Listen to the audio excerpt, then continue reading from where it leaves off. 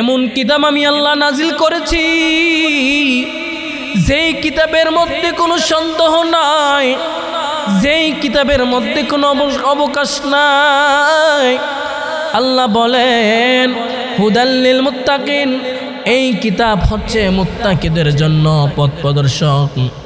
এই কিতাব যারা মানতে পারবে, এই কিতাবকে যারা ধরতে পারবে, এই কিতাব ধরে যে পড়তে পারবে, এই কোরআন হাদিস যে মানতে পারবে, আল্লাহ পাক রব্বুল আলামিন তার জন্য কবরে, হাসরে, মিজানে, পুলসিরাতে আমার আল্লাহ তার জন্য ওই কবরে, হাসরে, মিজানে, পুলসিরাতে আমার আল্লাহ তার জন্য প্রশ্নগুলি সহজ করে দিবেন।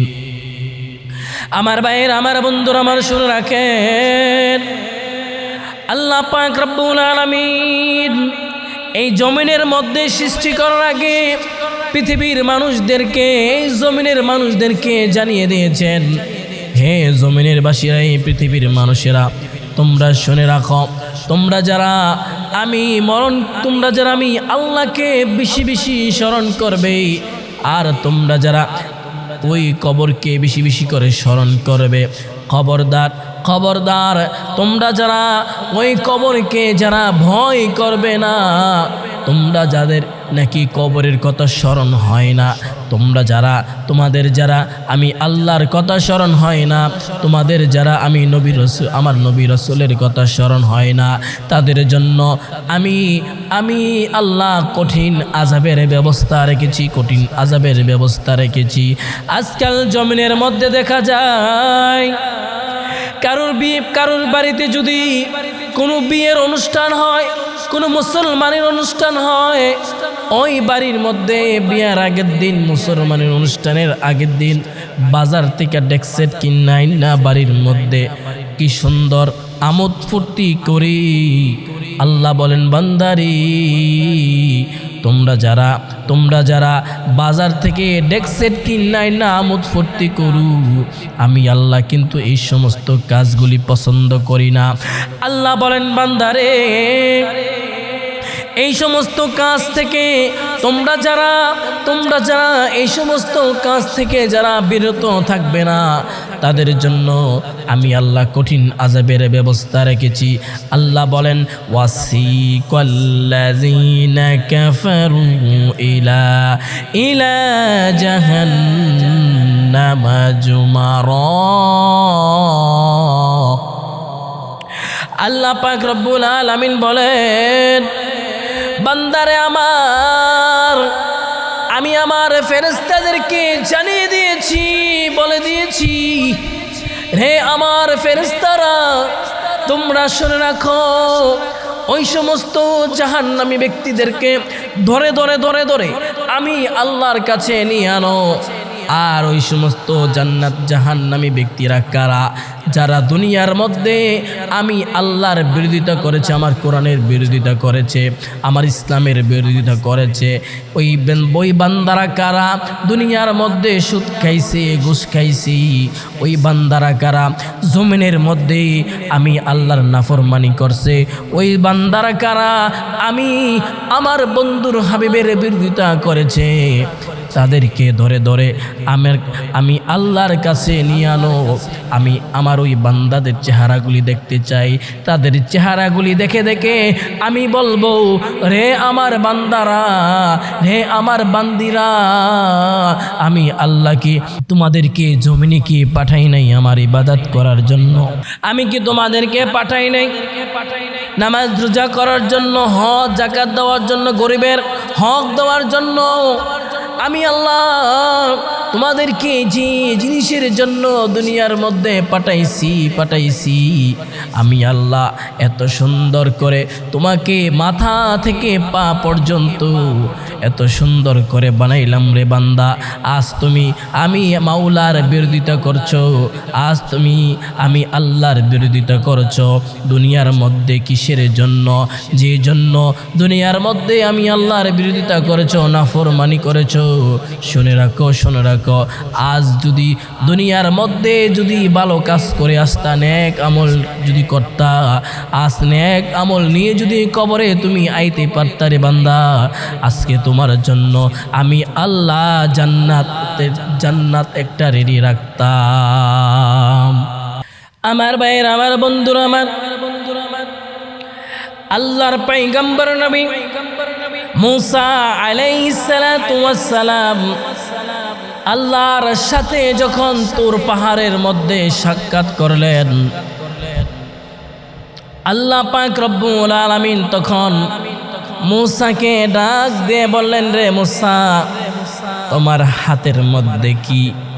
আল্লাহর পয়গম্বর নবী মুসা বলেন, আল্লাহ, আমার হাতের মধ্যে এটা লাঠি, এই লাঠি দিয়ে আমি ছাগল চড়াই, আমি এই লাঠি দিয়ে মশকগুলি চড়াই। আল্লাহ বলেন, মুসা রে, তোমাকে আমি এমন এমন এমন দুইটি মৌজেজা দেব, যে মৌজেজা নিয়ে তুমি ফেরাউনের কাছে যাইবা, ফেরাউনকে বলবা যাতে তারা আমি আল্লাহর রাস্তায় চলে আসি, আর যদি না আসি তাকে আমি ধ্বংস করে দেব।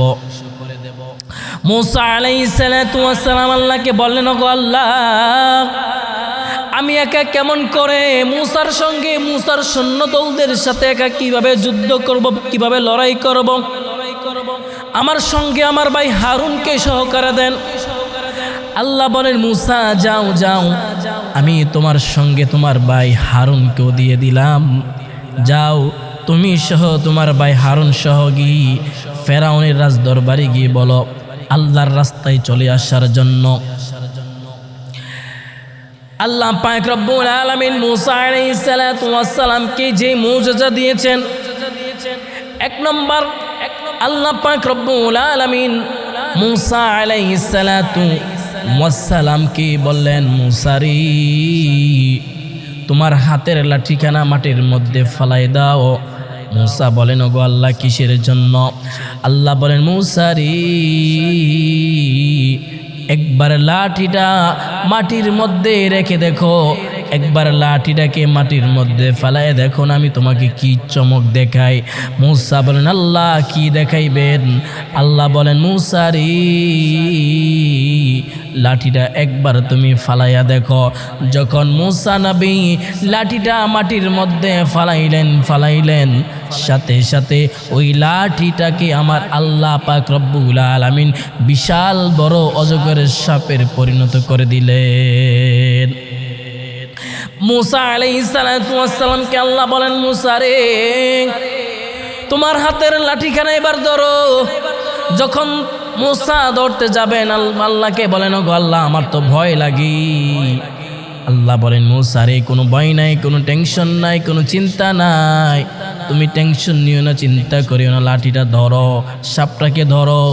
যখন ধরলেন, সাথে সাথে ওই সাপটা আবার লাঠির পরিণত হয়ে গিয়েছে। আল্লাহ পাক রব্বুল আলামিন মুসা নবীকে এবার বললেন, মুসা রে, তোমার ডান হাতটাকে বাম হাতের বগলের নিচে রাখো। মুসা নবী বলেন, আল্লাহ কিসের জন্য? আল্লাহ বলেন, মুসা রে, রেখে দেখো না আমি আল্লাহ তোমাকে আরো একটি কি মুজিজা দান করি। আল্লাহর এই কথা শুনে মুসা পয়গম্বর নবী যখন তার ডান হাতটা যখন বাম বগলের নিচে রাখলেন, নিচে রাখার পর যখন আল্লাহ বলেন, মুসা রে, তোমার হাতটা বাইর করো।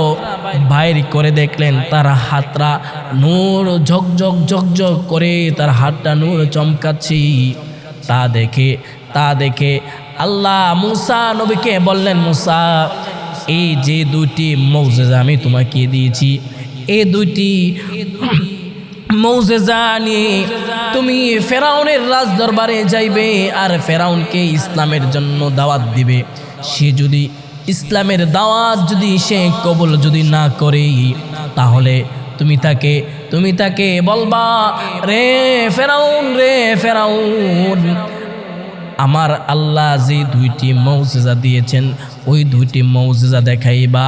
তারপরও যদি আল্লাহকে ভয় না করে, আল্লাহর পথে না ফিরে আসি, তারপরে তুমি তোমার 2টি মুজিজা দেখাইবা, তারপরেও যদি না আসি, আমি আল্লাহ এই ফেরাউনকে এবং ফেরাউনের দলকে কেমনি আমার রাস্তায় আসতে হয় আমি তা দেখাবো।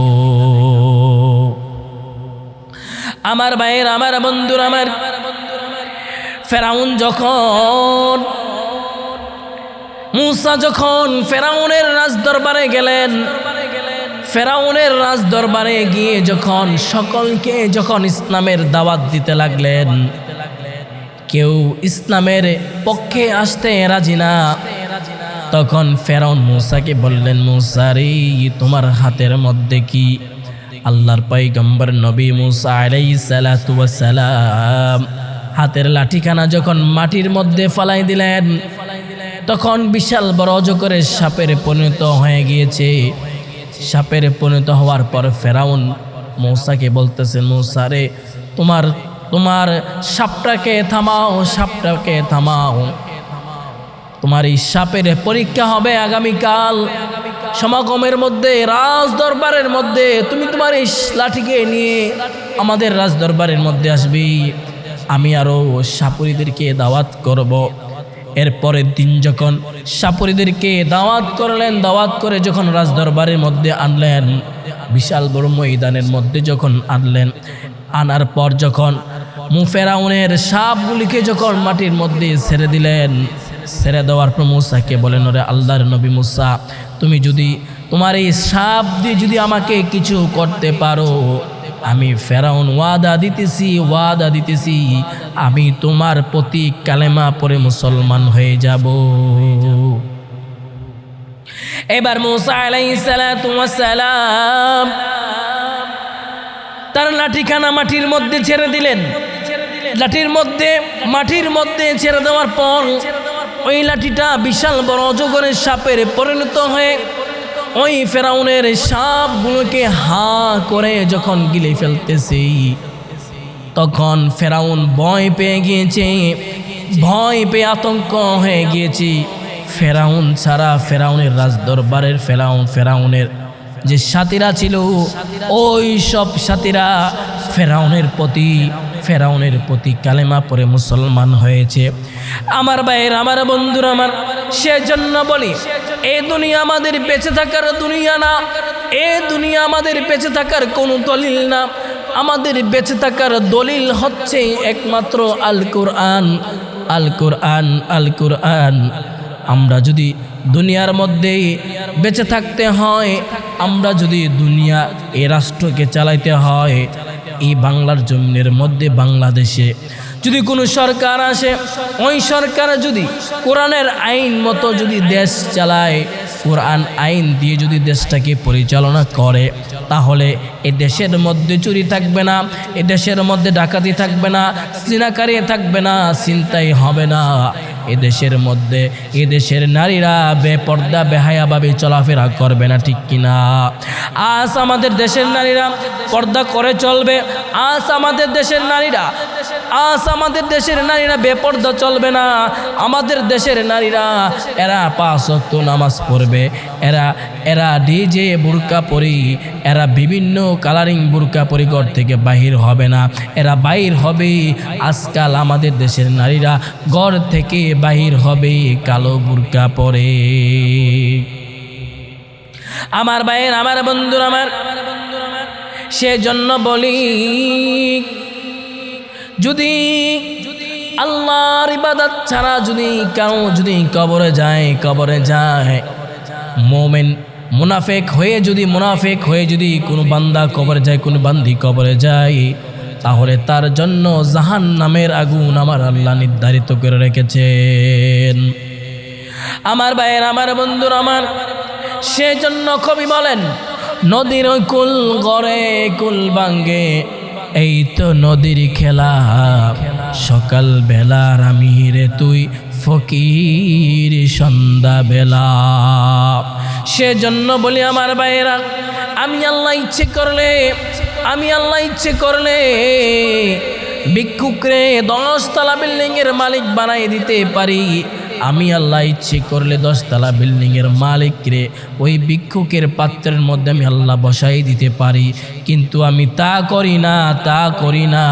খবরদার, খবরদার, খবরদার, তোমরা দয়া করে মায়া করে আমি আল্লাহর নাফরমানি যারা করবা তাদের জন্য আল্লাহ জানিয়ে দিয়েছেন, তাদের জন্য আল্লাহ বলেন ওয়ামিন আয়াতিহি আন খালাকালাকুম মিন আনফুসিকুম আজওয়াজাল লিতাসকুনু ইলাইহা ওয়া জাআলা বাইনাকুম মাওয়াদ্দাতাও ওয়া রাহমা।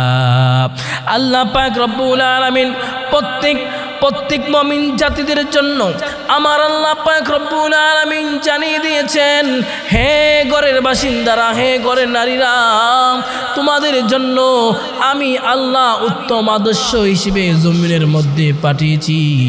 যদি তোমরা এই জমিনের মধ্যে উত্তমভাবে যদি চলতে পারো, উত্তমভাবে যদি থাকতে পারো, তাহলে তোমরা তোমাদের জন্য যে দুনিয়ার মধ্যে আখিরাতের মধ্যে যে চারজন জান্নাতি রমণী রেখেছি, ওই চারজন জান্নাতি রমণীর সাথে তোমরা জান্নাতে উঠতে পারবে।